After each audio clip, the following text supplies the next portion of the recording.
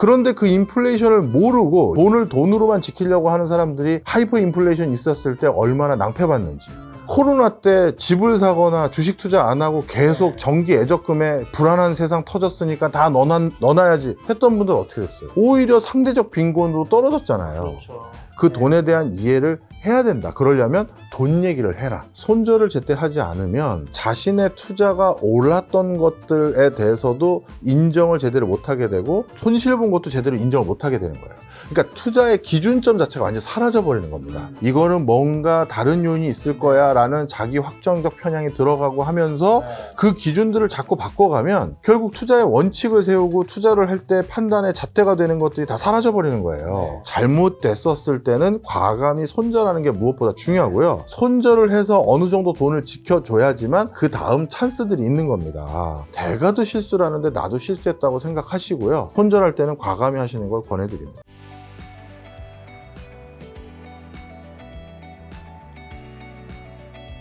오늘 책은 부의 전략 수업입니다. 네, 이 책을 가지고 이제 박종호 교수님과 함께 이야기 나눠볼 건데요. 자, 이 책 다 보셨나요? 예, 다 봤는데요. 저 모처럼 아주 재밌게 읽었습니다. 뭐 핵심 내용이 뭔가요? 예, 좀 설명을 드릴게요. 네. 우리 재테크나 부, 돈에 대한 얘기해주는 책들 많이 있지 않습니까? 많이 있죠. 그런데 이 책은 어떤 느낌으로 여러분들이 받아보시면 좋으냐면요. 우리 김 작가님도 그렇고 저도 네. 마찬가지지만 가끔 그런 사람이 있으면 좋겠다 하는 게 뭐가 있습니까? 뭔가 투자나 돈, 이런 경제 해박한 형, 네, 그렇죠. 아니면 뭐 선배, 네. 이런 사람이 지근거리에 있어서 뭐 가끔 생맥 하나 하면서 네. 치맥 하나 하면서 형 요즘 경제 뭐 어때요? 네. 뭐 코인은 뭐 어때요? 했을 네. 때 야 경제는 이런 거고 이런 거 좀 들을 수 있고 네. 또 때로는 인생 상담이 사실 돈의 상담과 맞물려 있을 때가 많잖아요. 있죠. 예를 들어서 직장을 바꿔야 되는데 아니면 내가 졸업하고 어떤 걸 네. 전공해야 될지 뭐 이런 것들 네. 그런 거를 할 때 딱 그런 걸 잘 해결해 주거나 말해 줄 수 있는 형 같은 거 한 사람이 있으면 좋겠는데 네. 하는 분들이 있다면 전 이 책을 한번 읽어보시면 좋겠어요.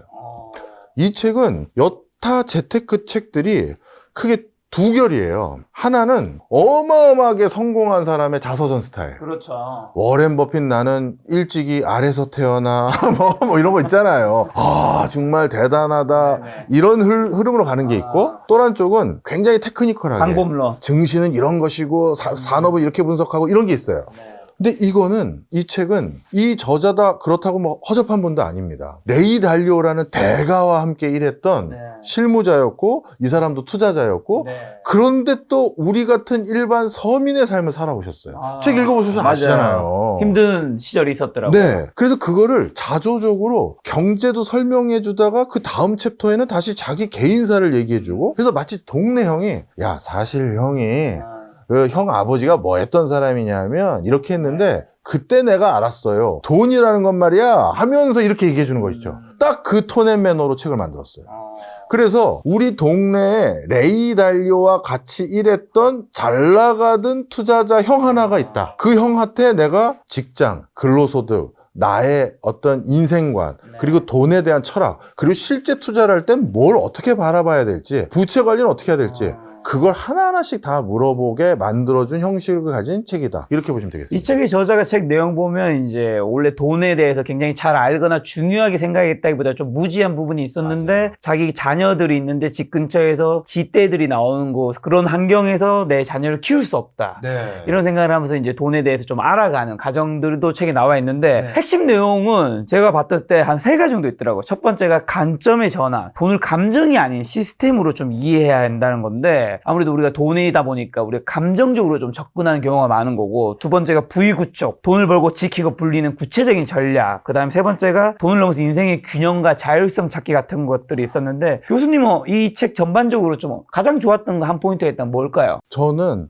스케일이라는 단어가 되게 멋졌어요. 스케일 단어 나오더라고요. 예, 기억나시죠? 네. 근데 이 스케일이라는 건 뭐냐 하면 우리가 주식 투자할 때요. 네. 일반적으로 그 회사가 얼마까지 성장하고 확장할 수 있느냐 네. 이거를 평가할 때 주로 이 스케일과 비슷한 단어를 쓰는데 이분은 근로소득부터 먼저 설명을 해줬어요. 맞아요. 이야, 그거 멋졌습니다. 자, 설명을 드릴게요. 이 책의 또 무서운 점이 네. 단순히 주식 투자할 때 이렇게 하시고요. 부동산 네. 투자할 때 이렇게 하세요. 그것만 얘기하지 않아요. 네.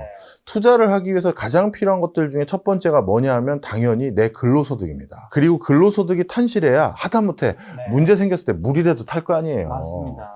그런데 그 근로소득을 가지고 스케일을 설명한 게 뭐가 있었냐면 클래식 연주자와 현대음악을 하는 대중음악을 하는 사람 딱 두 개를 비교했어요. 자기가 아는 개인적으로 잘 아는 클래식 연주자들이 있는데 정말 대가들이고 연주 실력도 빵빵하고 어마어마한 사람들이다. 근데 그 사람들의 근로소득은 별거 없다. 왜? 예전에 베토벤 시절에 교향악단이 했던 그 퍼포먼스 부가가치 창출 방식과 지금 21세기 중반을 내다보고 있었던 지금의 뉴욕 필하모니든 어디든 이런 교향악단에서 연주하는 사람이 퍼포먼스하는 방식과 부가가치 창출 방식은 똑같다는 거죠. 내가 어디 공연장에서 직접 연주를 한 교향곡을 다 해야 그거에 기반한 수익들을 받는 거예요. 그러다 보니 스케일업이 일어날 수 없는 직업군이라는 거죠. 그런데 대중음악 가수들 어떻습니까? 노래해서 음원대로 팔고 동영상대로 팔고 또 자기 뭐 초상권대로 팔고 노래 하나 가지고 팔 수 있는 부가가치를 일으키고 더 돈을 많이 벌 수 있는 스케일업 할 수 있는 게 너무 많다라는 거예요. 자, 그래서 돈을 벌 때도 내가 선택한 직업이 얼마나 스케일업 할 수 있는 건지를 살펴봐야 될 뿐만 아니라 그럼 이건 자연스럽게 어디로 이어가겠습니까? 내가 투자한 종목이 어떤 성격의 회사인지도 똑같겠죠. 한국 내부에서밖에만 못 파는 물건인 건지 아니면 한국에서 다 자리 잡고 이제 세계 시장으로 진출할 수 있는 것인지 이거에 따라서 우리가 기대하는 상방이 달라진 거잖아요. 바로 이렇게 우리의 일상생활의 개인사뿐만 아니라 이게 투자로까지 접목돼서 나름대로 본인이 생각했던 성찰을 이런 이야기 속에서 만들어낸다는 게 전 되게 좋았습니다. 저도 이 스케일이라는 부분에서 직업 부분이 되게 와닿아서 제가 자료를 한 개 좀 준비해봤는데 제가 나머지 교수님이 이야기를 다 들어야 되기 때문에 저는 미천한 지식을 가지고 있어서 저는 이 책에서 보면서 좀 현실인식 이런 느낌이 굉장히 많이 들더라고요. 뭐 어떤 얘기냐면 지금 내가 하고 있는 일에서 과연 부자가 될 수 있는가 그 고민을 해봐야 한다는 거죠. 예를 들면 부자라고 쳤다면 우리가 상위 1% 부자가구 보고서에 보면 이렇게 상위 1%, 10%, 5% 있는데 결론으로 어떤 얘기를 하냐면 55억 이상 순자산 정도가 있으면 부자라고 인정할 수 있는 수준이라는 거죠. 뭐 각자 부자의 기준은 다르겠지만 그러면 만약에 이 데이터대로 만약 이야기를 한다면 내가 근로소득을 통해서 55억. 순자산 55억을 이 보시면 64세예요. 64세 정도에는 달성할 수 있는 것인가? 물론 투자를 겉들인다 하더라도 그걸 고민을 한번 해봐야 한다는 생각이 좀 많이 들었고 그래서 여기서 말하는 게 돈을 제대로 알기 위한 여정에서 이 책에 나오는 문장입니다. 첫 번째 단계는 침착하고 정확하게 자신과 주변 상황을 이해하고 그 안에서 자신이 어떤 위치에 있는지를 파악하는 것이다. 그리고 교수님 말씀하신 거 비슷한 걸 이야기를 합니다. 나는 목수, 교사, 청소부, 바텐더, 등산 가이드, 은행원, 투자자까지 다양한 직업을 경험했다. 그러면서 일찍 한 가지 중요한 사실을 깨달았다. 아무리 열심히 일해도 돈을 많이 벌 수 없는 경우도 있다는 것을 알았다. 이게 교수님이 말씀하신 포인트잖아요. 맞습니다. 이게 참 불편한 진실이지만 제가 어느 가게를 갔어요. 근데 그 가게가 새로 생긴 분식점이었습니다. 신도시였어요. 강의를 하러 갔는데 모녀지간이 같이 가족 경영으로 그 분식집을 창업한 것 같아요. 그런데 이제 창업 초창기에 얼마 안 돼서 들어온 손님이니까 얼마나 살갑게 해주셨을게요. 그잖아요. 어머니는 안에 주방하고 딸이 서빙 보고 카운터 보고 하는데 이거 드시고요. 모자라면 저한테 얘기해 주시면 돼요. 원래 셀프인데 제가 가져다 드릴게요 하면서 정말 살같이 얘기하는데 저는 그냥 조용히 먹고 있었는데 어머니와 딸이 저쪽 앉아가지고 둘이 얘기하는 걸 들었어요. 근데 뭐라고 했냐면 엄마 우리 둘이 나 퇴직금하고 엄마 모은 돈하고 이거 둘이 같이 차린 거니까 우리 이거 가지고 둘 다 엄마도 뭐 하고 나도 뭐 하고 우리 각각 어디에서 뭐 하고 뭐 이런 걸 얘기하는 거예요. 포부를. 근데 제가 너무 마음이 아팠어요. 그 분식집 전체 테이블 사이즈하고 회전율하고 계산되잖아요. 계산되잖아요. 왜냐면 최대치가 계산이 되잖아.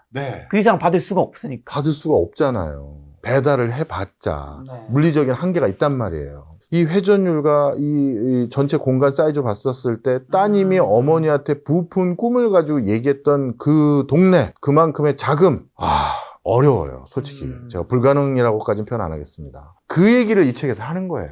근데 만약에 그 두 분이 근처에 이런 분이 살고 있었다. 그럼 그분이 얘기했겠죠. 두 사람이 욕심이 있구만. 그럼 이렇게 창업하면 안 되고 매장도 어떻게 하고 뭐도 어떻게 하고 이런 얘기를 해줬을 거 아니겠습니까? 바로 그런 대목의 어떤 조언자를 옆에 끼고 있을 수 있는 책이다. 이렇게 말씀드립니다. 어쨌든 스케일이라고 하니까 많은 분들이 결국엔 근로와 사업과 투자잖아요. 네. 투자야 박정 교수님 자세히 얘기해 주실 테니까 근로라고 한다면 사실 내가 벌 수 있는 크기는 시급과 노동 시간이란 말이죠. 네. 그 이상은 없죠. 네. 사실 시급과 노동 시간에서 노동 시간은 성실성으로 하면 올라갈 수 있죠. 예. 4시간 일하는 사람이 8시간 할 수도 있고요. 예. 10시간 할 수 있고요. 근데 24시간 할 수는 없잖아요. 그렇죠. 네, 결국 제한값이라는 거에 부딪힌다라는 거죠. 그리고 시급을 그럼 높이는 게 더 현명한 건데 네. 시급을 높이려면 우리가 그래서 학위를 취득한다든가 자격증을 취득한다 이렇게 역량을 높여서 내 몸값을 높이는 건데 이것도 임금 상승률이라는 제한값이 있잖아요. 그렇네요. 임금 상승률. 우리 많은 분들 희망 연봉 이상률은 7.4%지만 네. 현실은 4.6%. 그렇군요. 그렇죠. 그럼 내 연봉이 2배가 되려면 생각보다 그렇네요. 기간이 많이 걸리네요. 굉장히 많은 시간이 걸린다라는 건데, 근데 문제는 뭐냐면 이 임금 상승은 또 제한값인데 교수님 연봉 인상을 뭐 3개월에 한 번씩 해주나요?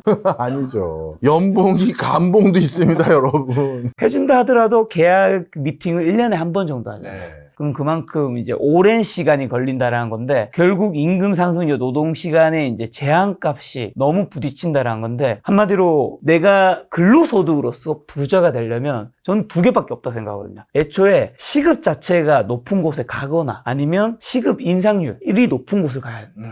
그게 아닌 이런 스케일 측면에서 뭐 직업에서는 시급 자체가 애초에 초봉인 거죠. 네. 그 다음에 인상률이 높지 않은 곳에 간다면 본인 직업이나 아니면 본인 업종이 그런 게 아니라면 네. 본인이 아무리 일을 잘해도 연봉 인상이 한계가 있다라는 본인이 그 업으로는 아무리 잘해도 부자가 되기 힘들다는 저자의 말이 전 좀 생각이 나더라고요. 맞습니다. 네. 그러면서 하나 첨언드리면 네. 저자가 또 이런 표현도 했어요. 네. 강줄기 가지고 비유했던 거 기억나실 어. 겁니다. 높은 임금을 받는 네. 직업들 있다. 뭐 네. 의사라든가 금융인이라든가 맞아요. 그런데 그런 데는 강의 가운데 같은 곳이라서 물살이 세다. 그렇게 높은 임금을 받고자 하는 네. 직업에는 능력 있는 사람들이 몰리고 그만큼 경쟁이 세진다. 즉 물살이 거세다. 내가 그 거센 물살을 극복해 가면서 갈 생각이 있으면 그 직업을 하는데 강의 가장자리 양쪽 모퉁이는 네. 물살이 덜 세다. 이 얘기는 급여 상승률이 그렇게 높거나 또 높은 급여를 받는 직종이 아닌 곳은 경쟁이 그렇게 치열하지가 않다. 그렇다면 내가 삶을 사는 내가 그리는 삶의 모습은 치열한 경쟁 속에서 살아남고 내가 성과를 내서 머니 토크를 할 걸 원하는 건지 네. 그렇지 않은 걸 원하는 건지도 그냥 감성적으로도 같이 생각을 해봐. 이 얘기를 하고 있어요. 여태까지 책들은 이게 무슨 네. 자기계발서인지 재테크 책인지 모를 정도로 네. 더 해서 더 수익 내고 더 연봉 올리고 이 얘기를 했다면 여기는 너 자신도 한번 돌아봐라. 그렇죠. 네가 원하는 삶이 뭔지도 생각해봐를 계속해서 되짚어줍니다. 그리고 이 책에서는 일은 자유를 돈과 교환하는 것이라고 했는데요. 돈을 벌기 위해서 반드시 고려해야 할 4가지 요소로 나에게 필요한 돈은 얼마인가? 나는 어떤 가치를 제공할 수 있는가? 어떤 일로 더 많은 돈을 벌 수 있는가? 직업과 급여는 시간이 지나면서 어떻게 변화하는가? 이 4가지를 이야기했던데 교수님은 어떤 게 제일 와닿으셨나요? 저는 직업과 급여입니다. 아, 저는 그 네. 교육을 하는 사람이잖아요. 네. 그러다 보니까 많은 분야의 직업군에서 일하고 계신 분들을 네. 종종 만날 때가 있습니다. 네, 네. 그런데 격세지감을 느낀다. 격세지감? 이렇게도 해도 격차가 아니고요? 격차이자 격세지감이죠. 왜냐하면 한때는 가장 선망받는 직업군이었거든요. 네네. 그런데 지금은 거기에 있는 사람들이 다 빠져나가는 엑소더스가 시작됐고요. 신입사원들도 이제는 예전처럼 우수한 인재들이 거기 안 와요. 어느 업종인데요? 공공기관입니다. 급여를 안 올렸고 오히려 삭감까지 맞아. 했거든요. 요즘 공무원 경쟁률이 예전 같지 않잖아요. 맞아요. 공기업도 마찬가지입니다. 네. 예전에 공기업 다닌다 그러면 뭐 속칭 어우 좋은 대학 나오고 공부 잘하셨나 봐 이런 그 소리 얘기 했잖아요. 진짜 많았죠. 네. 그리고 실제도 그랬고요. 근데 요즘 제가 가봤던 최근에 공기업 강의들 중에 뭐 그분들에게 송구한 말입니다만 금감원, 한국은행 다들 하는 소리가 예전만큼 우수한 직원들이 이제 안 와요. 저희 급여 수준이 이제 민간에 너무 처지는 수준이 돼버려서요. 이 소리를 다 하시는 거예요. 그리고 그 행시 봐가지고 그렇게 높은 공무원으로 일하던 분들도 지금 저랑 같이 일했던 분들 다 떠났어요. 이게 지금 직업과 급여가 시간이 지나면 바뀐다. 저걸 다시 읽으면서 진짜 그렇네 생각이 들더라고요. 직업 선택 시 스케일이 있는 직업을 선택하는 것이 굉장히 중요하다는 거네요. 네, 그렇죠. 자, 근데 저는 이거와 비슷한 말을 이 책은 아니고 여의도에서 제가 알고 있는 현인, 아는 이제 박 교수님이라고 이런 얘기 하셨더라고요. 제가 네. 요즘에 업에 대한 고민하니까 인풋을 어떻게 하면 더 적게 넣을 수 있는가? 아웃풋을 어떻게 하면 더 높일 수 있는가? 어떻게 하면 사업 다각화를 할 수 있는가? 아시는 분인가요? 저도 잘 아는 굉장한 분이시죠. 박철 교수님이 제가 이제 요즘에 막 여러 가지 고민하니까 이런 얘기 해주셨는데 이것도 이 책에서 말한 건 좀 관련이 있는 것 같아서 제가 이 책 읽으면서 원래 우리 김 작가님 네. 뵈면 해드리고 싶었던 말을 그냥 오늘 방송에도 해도 될 것 같아요. 인풋을 적게 하는 방법들 중에 하나가 뭐가 있냐면 우리 김 작가님이 하시는 컨텐츠들 같은 경우는 사실 어떤 컨텐츠는 적시성이 굉장히 높아요. 그렇죠. 그러다 보니까 한 3개월일도 아니고 한 달 지나면 그 컨텐츠를 굳이 볼 이유가 없는 컨텐츠들도 맞아요. 있습니다. 맞아요. 그런데 인풋을 적게 넣으려면 어떤 방법이 있느냐? 제가 좀 좋아하는 유튜버 중에 하나가 1분 과학이라는 채널의 유튜버가 있습니다. 엄청난 분이죠. 네. 근데 그분 한 달에 동영상 하나를 올려요. 그런데 그분이 3년 전, 4년 전에 올린 영상도 전 가끔 지금도 봅니다. 왜? 블랙홀의 기원은 바뀔 일이 없거든요. 지금 봐도 재밌거든요.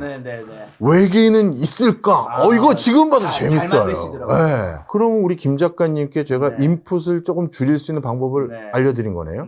지금 당장 보는 컨텐츠들 말고 컨텐츠의 카테고리가 지금도 사람들이 어차피 여기는 우리나라 가장 잘 나가는 경제 채널이란 말이에요. 예를 들어서 이런 거 있죠. 역사상 투자자 중에 최고의 승자는 누구였을까? 하고 조회수 안 나온 소리 들리네요. 아니면 뭐 이런 거 어떨까요? 나폴레옹과 징기스칸이 투자했다. 조회수 안 나온 소리 들리네요. 그런데 교수님 유튜브 채널 구독자 몇 명이시죠? 저 20만 안 됩니다. 네, 더 이상 말하진 않겠습니다. 하여튼 뭔가 그래서 약간 항구적으로 소모할 수 있는 컨텐츠도 섞어봤으면 맞습니다. 어떻겠느냐 그 얘기였던 거고요. 네. 그 다음에 아웃풋을 어떻게 하면 더 높일 수 있을까인데요. 저는 이제 김 작가님 정도 같으면 뭐 시간 얼마 썼는지 물량 얼마 공수했는지가 이미 아니죠. 김 작가란 브랜드가 있습니다. 이제 초상권도 스티커로 파시고 면티도 파시고 그리고 이 초상권을 어느 외주업체에다가 계약해서 넘기시는 거예요. 로얄티 받으시는 거죠. 거의 뭐 장사꾼대라는 얘기 같은데. 어쨌든 뭐 인풋을 어떻게 하면, 왜냐면 우리 시간은 제한적이기 때문에 인풋을 어떻게 하면 좀 적게 넣을 수 있는지, 그런 가운데 아웃풋을 어떻게 하면 더 높일 수 있는지. 저는 교수님이 말씀해 주신 이 영상에 넣은 이유가 어쨌든 근원적인 구조화된 질문인 것 같아서 마지막에 어떻게 하면 사업 다각화를 할 수 있는가, 이거 많은 분들 또 해당될 것 같아요. 이 사업 다각화는 제가 꼭 말씀드리고 싶었어요. 이건 왜 말씀드리냐면 저자분의 인생사도, 그리고 이 저자분의 아버님의 직업과 할아버님 직업도 여기 다 나옵니다. 가족을 다 오픈했어요. 맞아요. 그런데 그 과정에 보면 경제적인 부침에 따라서 그분의 삶이 진짜 격동했던 것들이 나와 있습니다. 그런데요, 우리나라에서 가장 잘 나가고 전 세계가 가장 인정하는 한국 하면 이 CEO 누굽니까? 정주영 회장님은요 정말 사업 다각화를 많이 했죠. 그 이유가 있습니다. 본인이 처음에 가출해서 쌀집에 취업했잖아요. 근데 그 쌀집 사장님이 너무 일을 성실히 하니까 야, 그럼 이 쌀집 네가 해봐 했거든요. 그랬는데 갑자기 그 당시 일제시대 때 뭐가 일어났느냐? 일본이 쌀을 전매해서 보급화로 바꿔버렸어요. 쌀 장사를 할 수 없게 된 거예요. 그 당시 쌀 장사가 최고 잘 나간 사업이었는데 그래서 문을 닫게 됐고, 그 다음에 또 자동차 정비업을 하려고 했는데 그게 또 잘 안 됐고요. 그래서 무슨 얘기냐, 여러분들 동의 안 하실 수도 있는데요, 제가 아는 우리나라에서 적지 않은 규모감을 가진 사업을 하시는 분들은 저한테 박 교수 평생 하나만 하지 마 이걸 얘기해요. 그 산업군이, 그 직업군이 나락으로 떨어질 수 있거든요. 그래서 반드시 스페어 타이어를 만들어 놓으라는 거죠.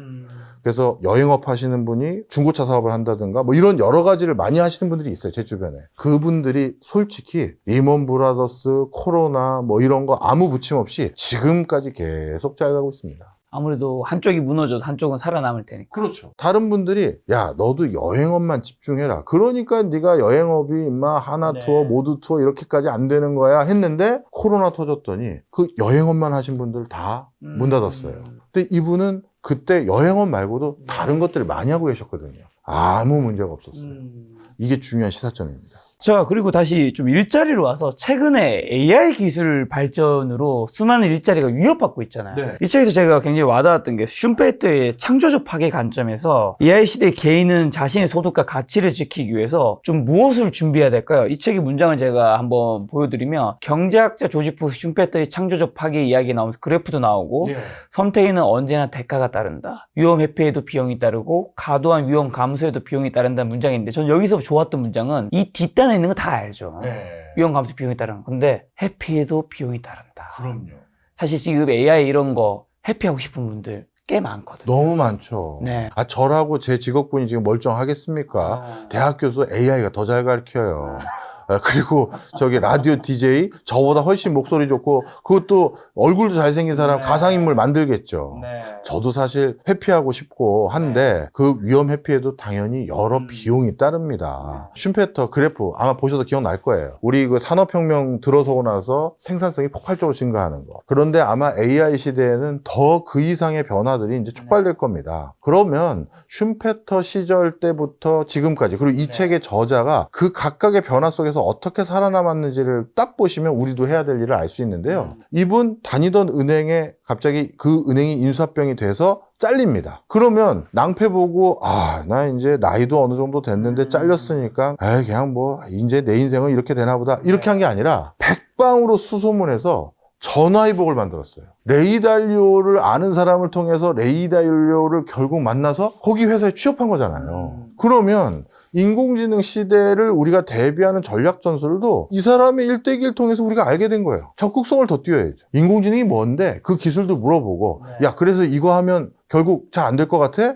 그럼 우리 회사도 결국 문제 생기겠네? 그러다가 실제 문제가 생겼는데 이제 큰일 났네. 나 어떻게 해야 되지? 그럼 늦는 거예요. 그럼 어떻게 한다? 인공지능이 대두되면 우리 회사가 어려워지는 회사 아니면 내 지금 일자리가 위태로운 일자리 그랬을 때 만약 그게 내 코앞에 오면 나는 어디에서 대안을 찾아야 될지를 미리 사전에 네트워크를 넓혀놓는다든가 공부를 해놓는다든가 탐색을 하는 거죠. 이분이 계속 얘기하는 것 중에 하나가 시대의 변화에 굉장히 기민하게 반응하고 우리가 염탐하듯이 알아둬야 된다고 해요. 그러니 이 책 내용에서도 어떤 AI 시대를 대비할 수 있는 마음가짐 그리고 투자 철학 많이 우리가 알 수 있는 것이죠. 그런 적극성이 있어야지 AI 시대에도 살아남을 수 있다. 그리고 이 책에서 금융시장과 개인의 삶에서 공통으로 존재하는 변동성에 대한 이야기를 많이 하는데 이게 사실 주식도 뭐 부동산도 변동성이 있는 자산인 거잖아요. 이 변동성은 어떻게 이해하고 관리해야 하는 거죠? 이건 오히려 제가 우리 김 작가님께 오늘 여쭤보려고 그랬어요. 김 작가님은 어떻게 보면 개인 사업가이신 거잖아요. 그리고 어떻게 보면 큰 조직에서 월급을 받는 게 아니라 본인이 프리랜서로 돈을 버시는 거니까요. 그리고 투자도 많이 하시고 둘 다 변동성이 큰 일을 하시는 건데 어떻게 관리하십니까? 그래서 저를 갈아놓고 있습니다. 그렇군요.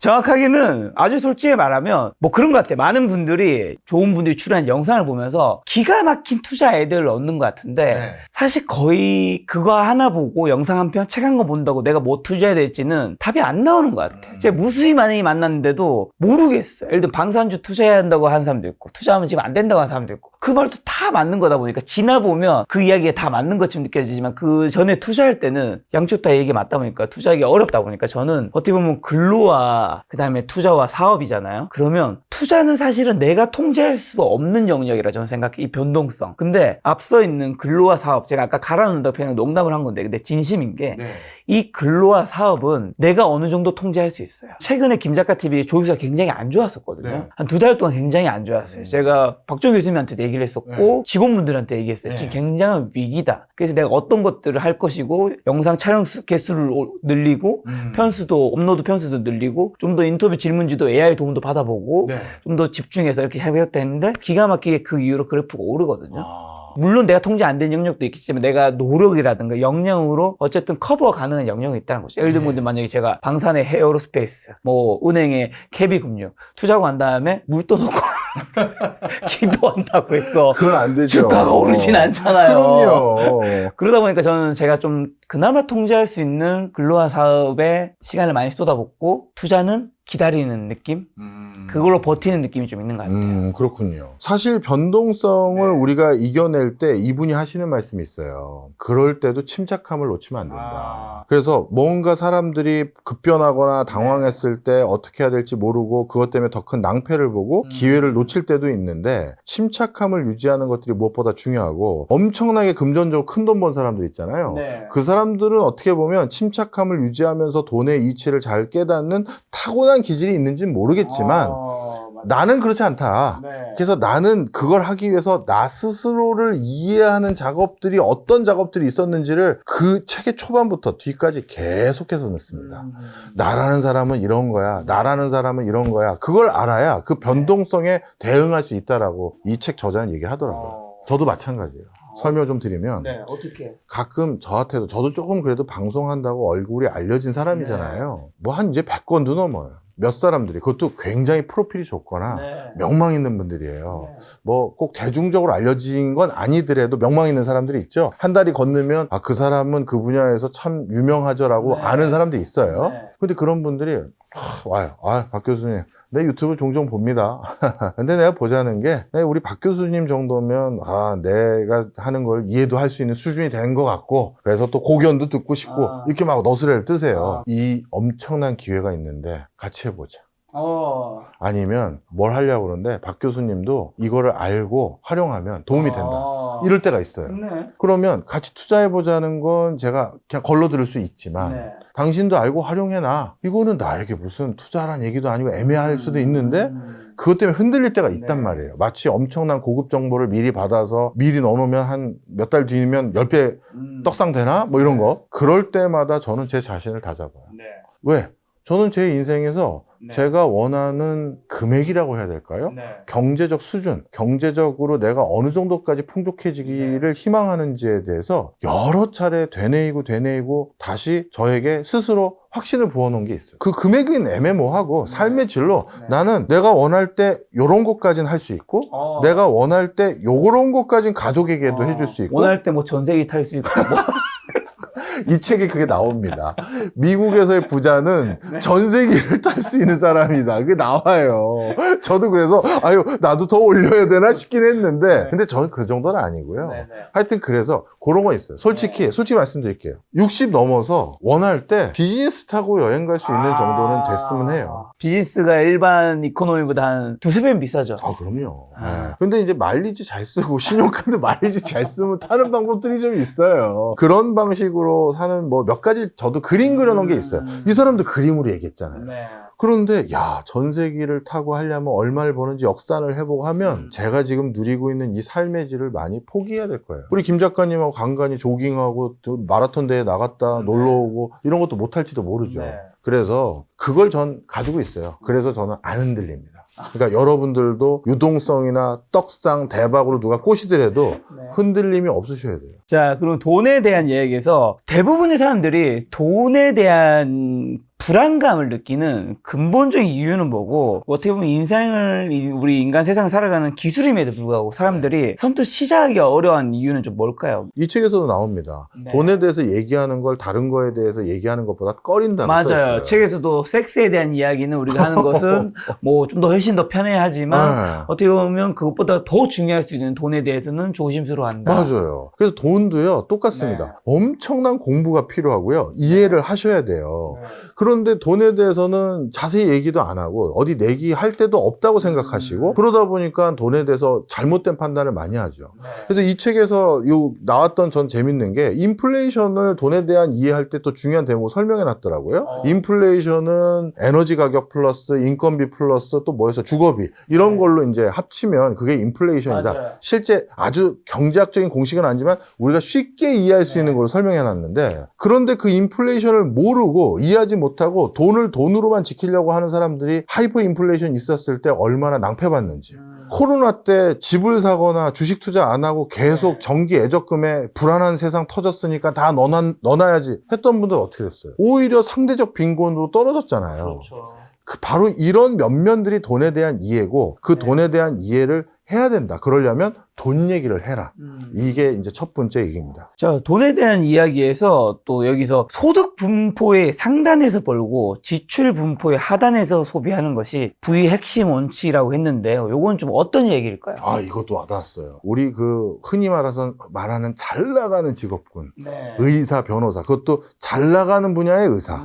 잘 나가는 분야의 변호사. 그리고 또 잘 나가는 뭐 연예인들. 이 사람들은 그 잘 나갔을 때 돈 엄청 벌면 생활은 서민처럼 하면 엄청난 부자가 됐을 거 아니에요. 그렇죠. 그 사람들이 그렇게 밤늦게까지 일하고 야근하고 또 주말에도 뭐 촬영 다니고 하는 이유가 돈 벌려고 하는 거잖아요. 그렇죠. 그럼 그 돈 벌려는 궁극적인 목적에는 생활비를 줄이거나 쓸데없는 짓을 안 하면 돈이 더 잘 벌릴 텐데 네. 그렇게 빡센 일을 하는 사람들은 어떻게 생활한다? 돈을 많이 쓰더라는 거예요. 아마 스트레스를 풀기 위한 건지 뭔지 모르겠지만 네. 돈을 똑같이 많이 쓰더래요. 그러니 이상하게 그 사람들이 생각보다 부자가 안 된다는 거죠. 그래서 소득을 버는 거는 상단처럼 벌지만 네. 내 생활은 저소득층이라고 해야 될까요? 소득 수준이 좀 낮은 사람처럼 했었을 때 돈을 훨씬 더 많이 모을 수 있다라는 그 간단한 이치인데 그걸 아주 쉽게 설명을 해두시더라고요. 소득은 많이 벌지만 소비는 아껴야 한다는 굉장히 어떻게 보면 재테크의 가장 기본적인 원리 같은 거죠. 네.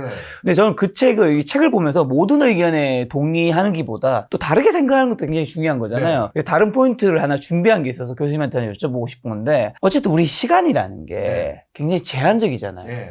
결국 이제 이 책에서 말한 거대로 소득을 늘리는 거, 소비를 줄이는 거, 자산을 불리는 거는 사실 딱 두 가지 방법이죠. 크게 그렇죠. 친다면. 저는 여기서 이게 먼저 해야 하는 건 알겠어요. 이 책의 말대로. 예.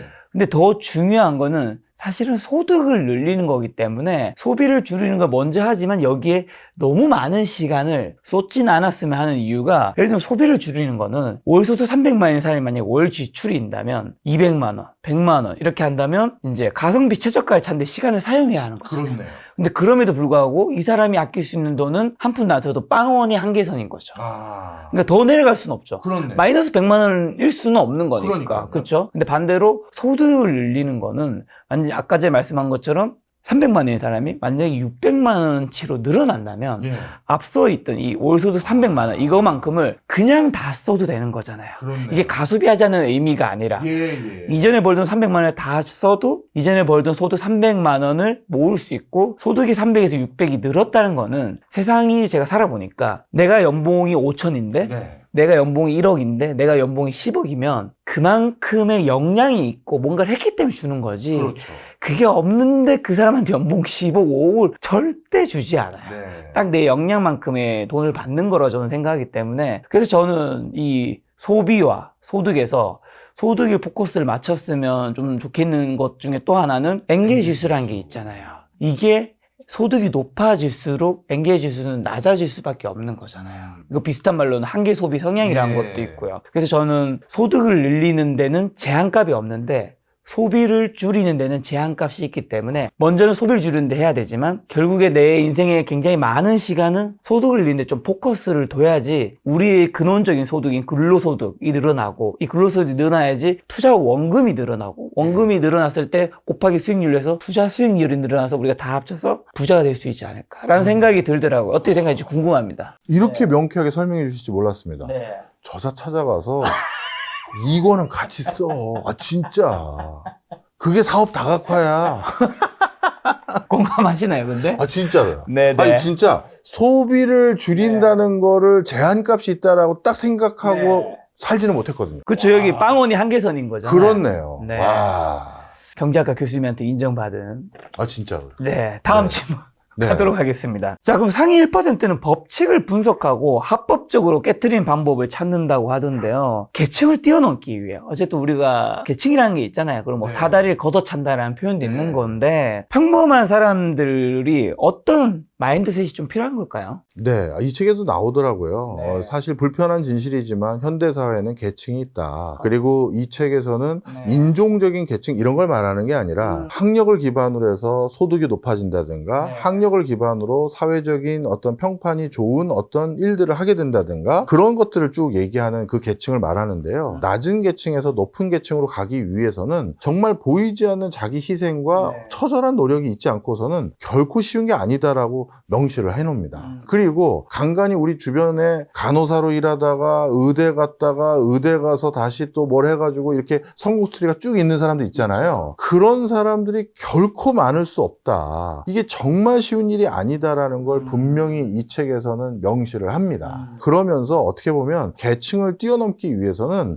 평범한 사람들이 가지고 있는 이상의 헌신과 그 이상의 마인드셋이 필요함을 역설을 하고 있더라고요. 그럼 이 책에서 투자를 시작하기 전 비상금 마련이 최우선이라고 강조했는데 자신에게 맞는 비상금 규모 이런 허용 오차는 좀 어떻게 계산해야 되는 걸까요? 저는 사실 이 책에서 한 몇 가지 우리가 힌트를 얻을 수 있었던 게 있어요. 하나는 돈에 대해서 이해를 많이 하는 과정에서 돈이라고 다 똑같은 게 아니다라는 걸 이 사람이 많은 걸 설명해 줍니다. 예를 들어서 우리 김 작가님 같은 경우도 아마 잘 아시겠습니다만 현금 가지고 물건을 샀을 때와 백화점 상품권으로 물건을 샀을 때 일반인들은 백화점 상품권은 훨씬 더 생필품을 사는데 안 써요. 이거는 마치 덤으로 생긴 돈이라고 생각하거든요. 그렇죠. 저 김 작가님 출연해 주셔서 감사합니다. 출연료로 소정의 금액을 넣습니다 하면 이건 내가 받은 돈 번 거예요. 근로소득이야. 그런데 김 작가님 저희 그 채널 잠깐 도와주신 대가로 저희가 백화점 상품권 좀 몇 개 넣습니다 하면 야 이거 뭔가 꽁돈 생긴 것 같은 느낌이 확 다르죠. 뭔가 상품권을 좀 더 쉽게 그렇죠. 쓰기 쉽죠. 바로 이 돈에 대한 이해도를 높여야 된다는 게 똑같은 돈이더라도 우린 그걸 달리 보고 있다는 거예요. 그리고 그 돈을 어느 시점에 벌었고 내가 어떻게 벌었는지에 따라서 또 달라진다는 게 여기 다 써 있어요. 그래서 비상금을 못 모으는 가장 큰 이유는 돈에 대한 학습과 이해도가 전반적으로 무지하기 때문이다라는 게 이 책의 초기부터 뒤까지가 계속 나오고요. 그 다음에 더 중요한 겁니다. 충분한 돈, 내가 돈을 모으는 데 있어서 얼마까지를 모으길 희망하느냐. 그렇죠. 얘기했었을 때 뭐 우리가 앞에서 살짝 말씀드렸습니다만 미국에서의 부자는 누군가 했더니 야 미국에서의 부자는 전용기 타고 다니는 사람이다. 그래서 전용기가 또 얼마나 편한지 또 얘기를 해주더라고요. 그 이미그레이션도 안 거치고 바로 가가지고 정말 편하게 타는데 자기도 아는 사람들 전용기 얻어서 옆에서 같이 타고 이동해 봤는데 좋긴 좋더라. 그런데 그 전용기까지 탈기 위해서는 이 사람이 헌신해야 될 그 내용들이 얼마나 컸는지를 얘기하면서 나한테는 그 정도 부는 필요 없었다. 내 돈에서 충분한 건. 그러니 본인들이 돈을 모으는데 얼마만큼을 모아야 되는지 목표가 설정해야 지금 얼마까지 아껴 쓰고 어느 걸 해야 되고 소득은 얼마나 늘려야 되는지를 이해하게 되는데 그거 없이 그냥 많으면 좋은 거다 생각하니까 돈에 대해서 불안해하고 어떻게 모아야 되는지 모르고 이런 일들이 생긴다고 이 책의 저자는 딱 써놨더라고요. 이 책의 저자는 그래서 충분한 돈의 기준에서 일을 멈춰도 되는 시점이 저출액을 남은 기대 수명으로 나눈 값이 연간 지출보다 많아질 때. 그리고 또 재밌는 게 있어서 제가 기억하는데요. 통계적으로 돈을 더 잘 모으는 사람들이 있더라고요. 그게 뭐예요? 기혼자가 미혼자보다 재산을 더 많이 모을 가능성이 있고요. 당연히 그렇겠죠. 네. 저는 아니라고 생각했는데. 왜요? 미혼자는 책임질 게 없잖아요. 내가 번 돈 내 마음대로.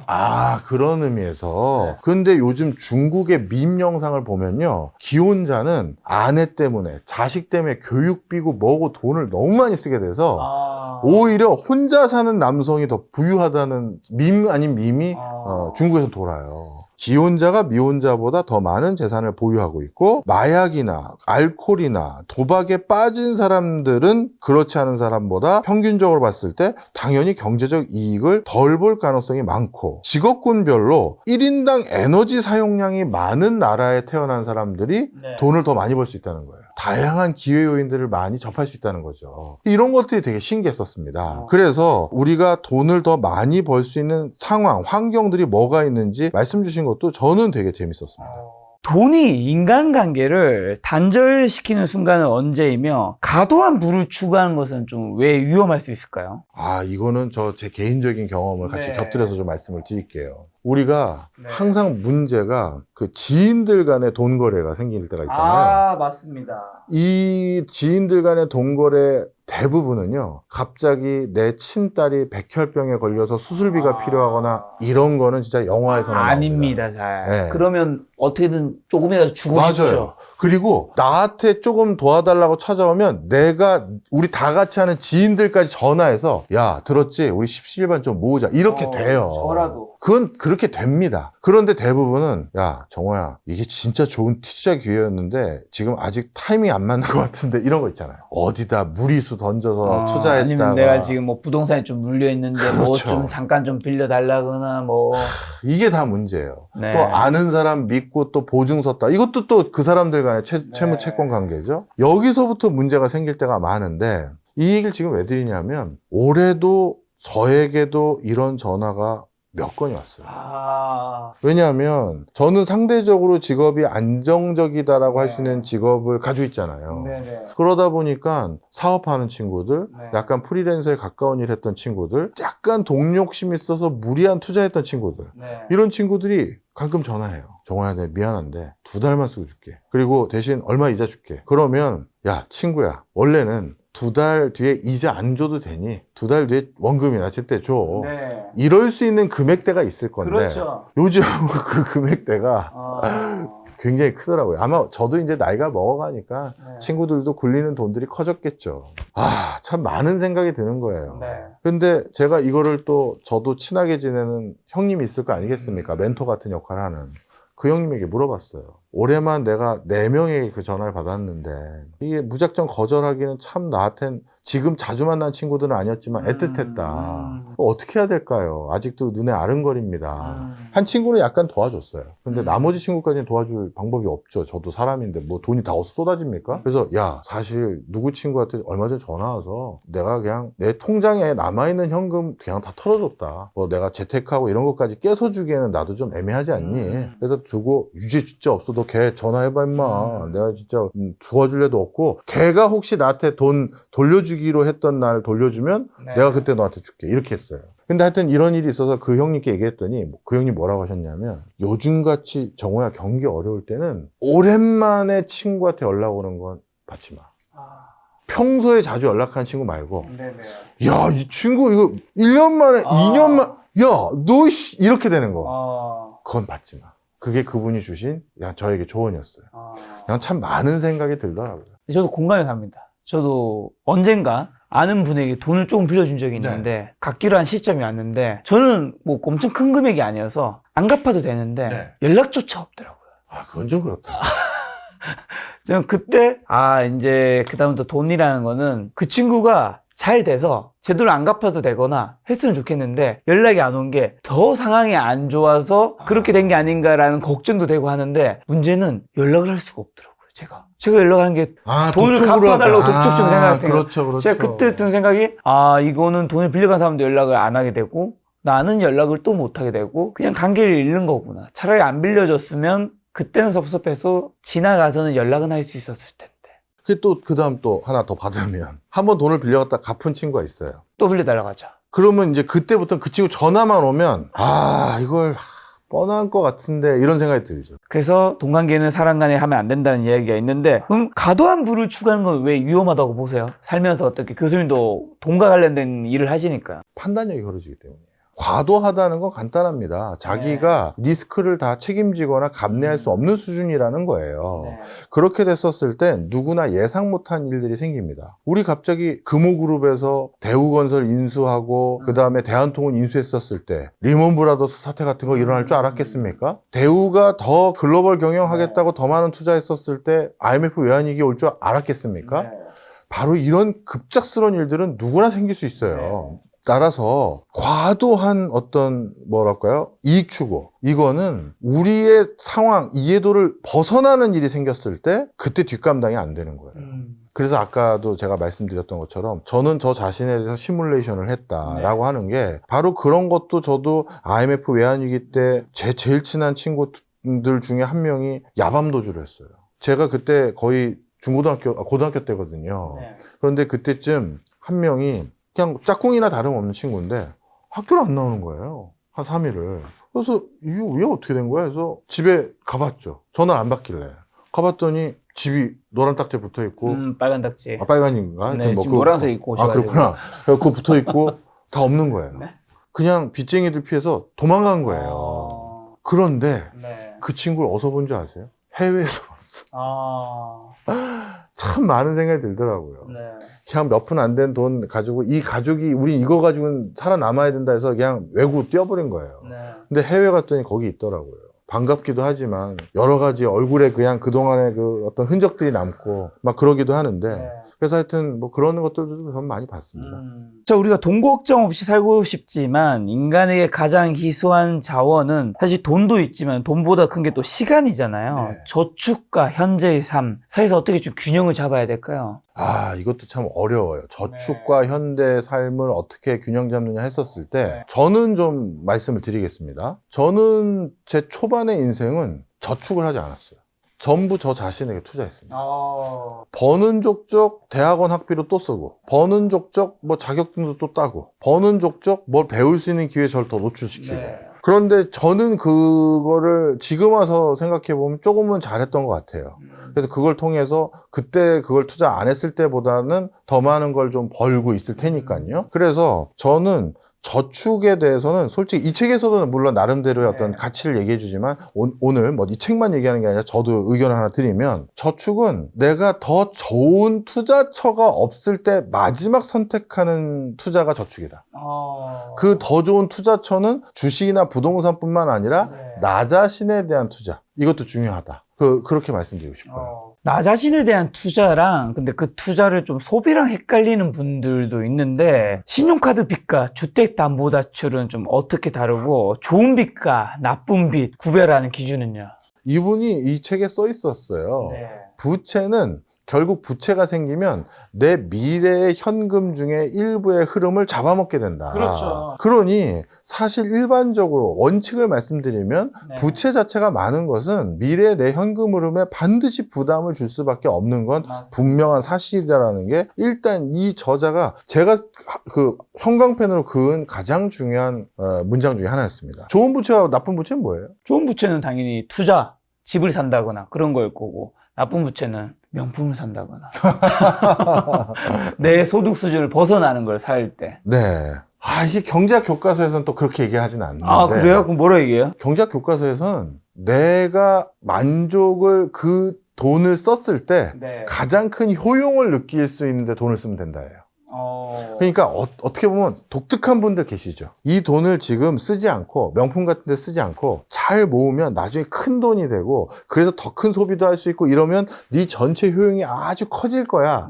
이렇게 우리는 교과서적으로 얘기하지만 어떤 분은 지금 당장 내가 저 명품을 샀을 때 얻는 효용은 훨씬 더 커요. 전체 평균보다 라고 하면 경제학에서는 그게 맞다고 설명해요. 아, 진짜요? 네. 총 효용이 가장 큰 형태로 지출하는 거예요. 그럼 그게 맞는 거예요? 경제학에서는 그렇게 가리키는 경제학 말고 현실에서. 그거는 참 쉽지 않죠. 네, 쉽지 않죠. 왜냐하면 이 사람의 가치 판단이 중간중간 바뀌잖아요. 예를 들어서 그때 그 명품을 내가 어렸을 때 빚까지 내서 마통으로 산 게 나는 내 인생의 가장 큰 만족의 합을 넓히는 일이었어. 그건 어렸을 때 마음인데 40대 됐더니 친구들이 하나하나 자리 잡은 걸 보니까 아, 그때 내가 왜 그랬지 생각이 바뀌거든요.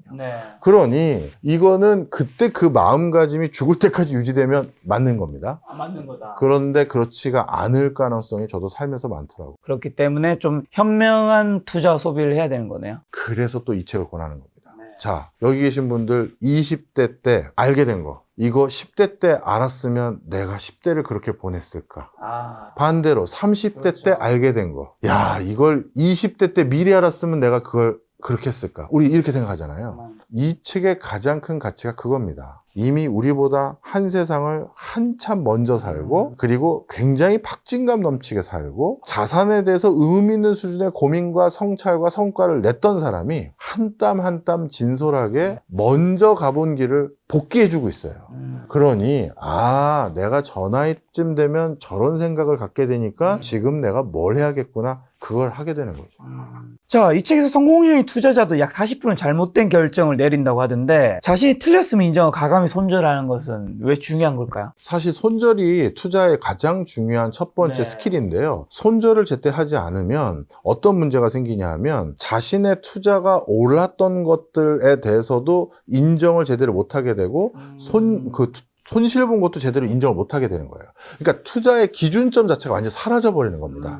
분명 손절해야 될 시점까지 왔는데 이거는 뭔가 다른 요인이 있을 거야 라는 자기 확정적 편향이 들어가고 하면서 그 기준들을 자꾸 바꿔가면 결국 투자의 원칙을 세우고 투자를 할 때 판단의 잣대가 되는 것들이 다 사라져버리는 거예요. 그래서 잘못됐었을 때는 과감히 손절하는 게 무엇보다 중요하고요. 손절을 해서 어느 정도 돈을 지켜줘야지만 그 다음 찬스들이 있는 겁니다. 저는 그래서 이 책에서도 이 저자가 많은 대가들이 그동안 어떤 투자 손실을 했는지를 하나하나 다 설명해 주거든요. 근데 그런 것들을 봤을 때 대가도 실수를 하는데 나도 실수했다고 생각하시고요. 손절할 때는 과감히 하시는 걸 권해드립니다. 인상 깊은 것 중 하나가 우리가 투자 잘 하시는 분들이 있다면 뭐 한 8, 90% 정도가 투자 적중한다고 생각하겠지만 실제로는 굉장히 확률이 낮다면서요. 그렇죠. 10개 사면 한두 개가 빵 터지는 거예요. 자, 설명을 드리면 손절을 잘하는 대가들을 말씀드리는 겁니다. 10개 샀어요. 그럼 이 중에는 자기 예상대로 올라가는 것도 있는데 그 올라가는 게 찔끔 올라가는 것들, 반대로 찔끔 떨어지는 것들이 있어요. 그럼 이런 건 어느 정도 다 비슷비슷합니다. 이익 손해가. 그런데 한두 개가 적중해서 빵 튄 거예요. 그래서 그걸로 돈 벌고 그리고 다시 또 거기 또 투자 넣고 돌리고 하는 겁니다. 그런데 기대치보다 투자 수익이 떨어진 걸 손절을 제대로 안 하면 이 빵 터진 거 번 게 빵 떨어진 걸로 다 까먹는 거예요. 그래서 먼저 샀을 때 기준점을 확실히 그냥 뒤도 안 보고 지키는 게 중요합니다. 요즘 사실 많은 분들이 안타까운 게 저 돌아다니면 이런 소리 많이 하세요. 저 죄송하지만 저 예전에 교수님한테 악플 달였던 사람입니다. 제가 엊그제 뭐 유튜브 동영상 하나 밤에 링크 시켜드린 거 있잖아요. 네, 영상은 뭐 저한테 하루에 수십 개를 보내줘서 무슨 영상인지 사실 잘 모르겠어요. 들어보시면 아실 굉장히 거예요. 가까운 사이여서 네. 하루에 뭐 자고 일어나면 영상이 한 수십 개가 와 있어가지고. 근데 그 중에 2차전지 영상 하나 보낸 거 있어요. 네. 있어. 기억났어요. 근데 그거를 제가 왜 찾아보게 됐냐 하면 네네네네. 어떤 분이 저한테 대중 강연을 갔는데 뭔가 미안했나 봐요. 뭐 조그만 선물을 하나 주셨어요. 그 조그만 선물이 손수 만든 감식초 같은 거예요. 네, 발효식품. 그걸 딱 주시는 거여서 이건 핸드메이드인데 이건 너무 값진데 죄송한데 이거 받아도 될지 그랬더니 사실 제가 좀 미안해서 그래요. 그래서 무슨 말씀이신지 했더니 저 교수님한테 한동안 악플 엄청 달았습니다. 그러는 거예요. 그래서 아니 뭐가 이렇게 섭섭하셨어요. 그랬더니 저한테 왜 그러세요 하면서 장난을 쳤더니 제가 2차전지 투자해서 조금 물렸을 때 교수님이 계속 그거 더 떨어지라고 고사지내는 듯한 말씀을 계속 하시길래 뭐 저런 양반이 다 있나. 또 저 양반 말 믿고 또 더 안 사고 그러면 더 빨리 떨어지거나 빨리 반등 안 할 것 같아서 그랬는데 생각해보니 자기도 이쯤 되면 팔아야 되는데 생각했었던 시점 이하로 떨어졌는데 생각이 자꾸 바뀌더라는 거죠. 그리고 뭐 저 같은 사람들 오히려 공격만 하고.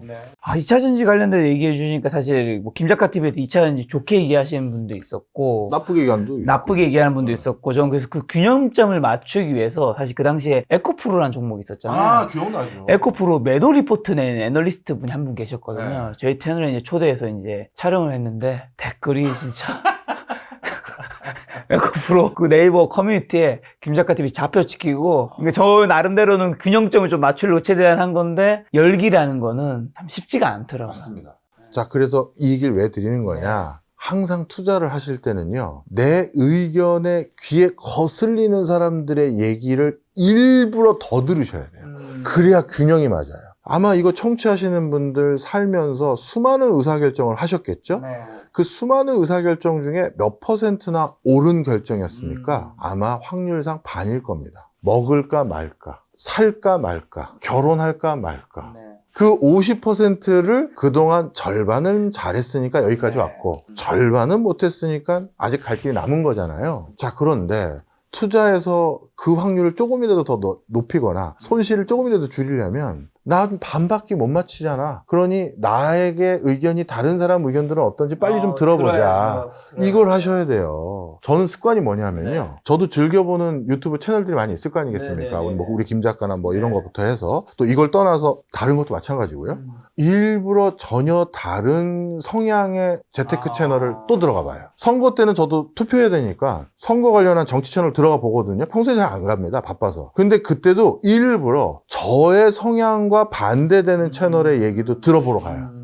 그래야 균형을 잡잖아요. 저는 투자할 때도 그게 필요하다고 생각합니다. 균형점이 필요하다. 이 책에서도 바로 그 신중함, 앞부분부터 얘기하잖아요. 네.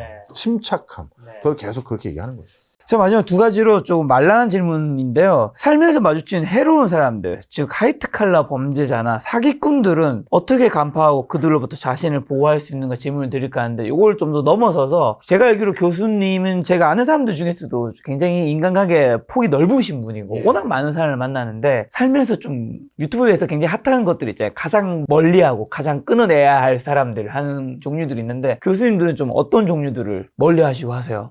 제가 배울 게 없는 사람들을 멀리합니다.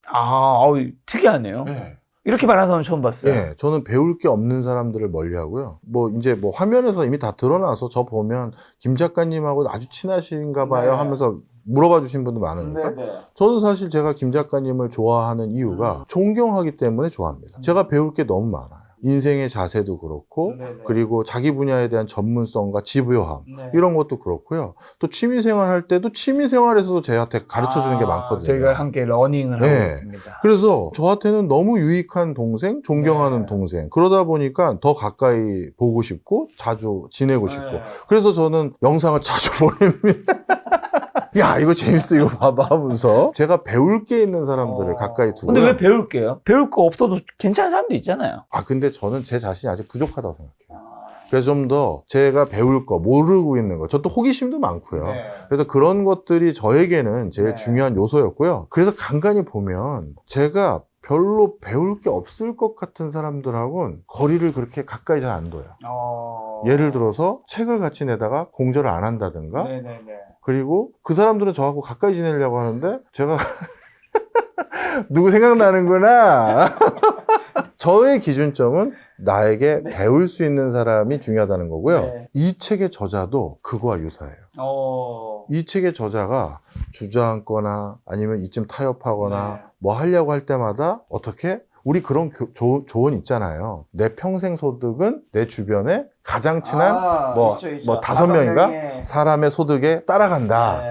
이 사람이 그러거든요. 주변에 레이달리오부터 해서 막 이런 사람이 있으니 차차 쥐 나오는 곳에서 살고, 그것도 또 유명하잖아요, 이 사람. 그 자동차가 아주 그지 같은 그 중고차 타고 다녔는데 아이들 거기 있는 걸 보고 이거 안전 걱정돼서 그 다음 비싼 차 탄 거, 이런 것들이 자꾸 뭔가 주변에 비교 대상이 있으면서 스스로 발전하게도 되고 하는 거거든요. 저도 똑같은 것 같더라고요.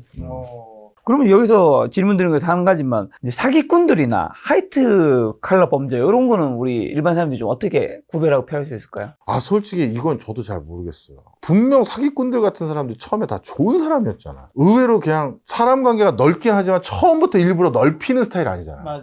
그냥 웬만하면 안 만나려고 하는 스타일이에요.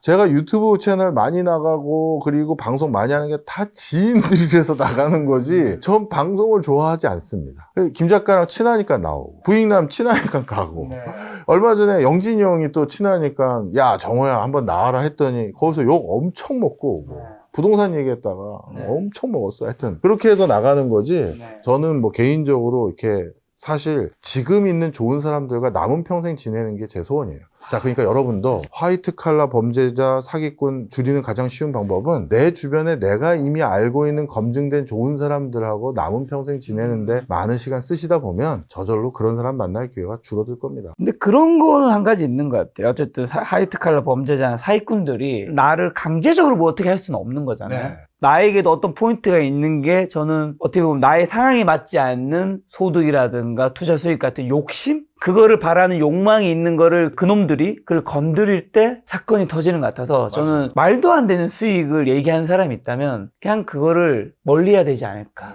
세상에 제가 살아보니까 그런 사람은 절대 없습니다. 네.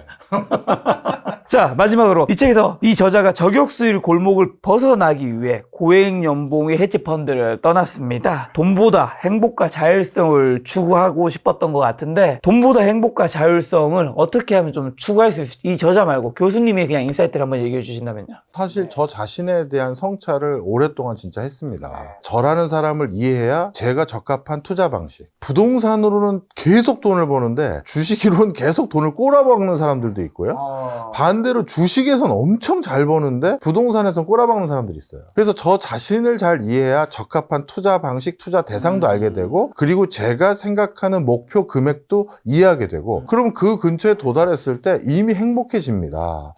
제가 이미 그래서 그 반열까지 올라갔다는 건 아니지만 저도 그래서 그걸로 가고 있는 여정이 보이니까 그렇게 크게 불행하지도 않아요. 그게 뭐 대한민국의 몇 손가락 안에 들어가는 부자도 아님에도 불구하고요. 그래서 저는 행복이 진짜 자기가 원하는 걸 스스로 좀 찾는 게 제일 중요하다고 생각하고요. 그걸 하기 위해서 한번 이렇게 생각해 보셔도 좋을 것 같아요. 인생의 가장 중요한 가치들에 대한 단어를 좀 써줘. 챗GPT에 얘기하세요. 그러면 챗GPT가 가정, 종교, 건강, 부, 또 뭐가 있을까요? 친구, 뭐 이렇게 있을 거 아니에요. 뭐 여러 가지 있을 겁니다. 뭐 그런 것들을 다 이제 단어를 줄 거예요. 그럼 그 단어를 하나하나씩 포스트에 적어서 이렇게 뿌려놓으세요. 그중에 하나씩 이제 버리는 거죠. 버리는 거죠. 속옷법. 그러고 나서 내 인생 마지막까지 절대 포기할 수 없는 것 딱 3개만 골라보셨을 때 그런 과정을 자꾸 하다 보면 아 내가 진짜 행복을 어디서 찾고 있었는지 그리고 돈만 쫓지 않고 자율적으로 살 수 있는 방법들이 뭔지 이걸 확실히 아시게 될 겁니다. 교수님 이게 3가지는 뭔가요? 저요? 네, 저는 먼저 말씀드리면 저는 사실 그거를 이제 인생 힘든 일이 많아서 고민하다 보니까 찾은 5가지가 돈과 가족과 취미와 건강과 일인데 그 중에서 2가지, 1가지를 뺀다면 당연히 취미부터 뺄 것 같고요. 근데 건강은 너무 디폴트라서 돈과 가족, 건강? 근데 돈과 일은 약간 좀 섞여 있는 부분이 있잖아요. 그래서 어쨌든 전 돈, 일, 그리고 가족, 건강. 전 첫 번째는 단연코 건강이었습니다. 그 다음에 2번째는요. 전 사실 동네학자예요. 제가 무슨 한 분야의 대가가 아니고. 이름 좋은데요? 카피. 동네학자지 한 분야의 대가도 아니고 무슨 노벨상을 받거나 우리나라 모든 학자들이 인정한 석학도 아닙니다. 공부를 직업을 선택했다는 건 학업에 그만큼 열정이 있었던 거잖아요. 그래서 2번째가 학문이었습니다. 학문. 멋있다. 학문에서 성과를 내고 싶었어요. 그리고 지금도 그 꿈은 버리질 않고 열심히 공부는 합니다. 그렇기 때문에 5만 가지 아는 척을 할 수 있는 거예요, 여러분. 자, 그래서 건강과 학문이 2가지고요. 마지막은 가족이죠. 알겠습니다. 교수님이 말씀하신 것처럼 이제 여러분 인생의 중요한 키워드들을 한번 챗GPT하고 한번 대화도 해보고 포스트에도 적어보고 하나씩 없어져서 가장 마지막에 남는 3가지, 5가지를 보고 그리고 내 인생에서 앞으로 보면 남은 인생에서 뭘 추구해야 될지 알 수 있겠죠. 그걸 추구해 나가는데 부유전략 수업 이 책을 본다면 여러분의 무엇을 추구하든 그 목표에 돈은 필요할 테니 그 돈을 모으는데 큰 도움이 되지 않을까 싶습니다. 부유전략 수업 오늘은 박정호 교수님과 함께 했습니다.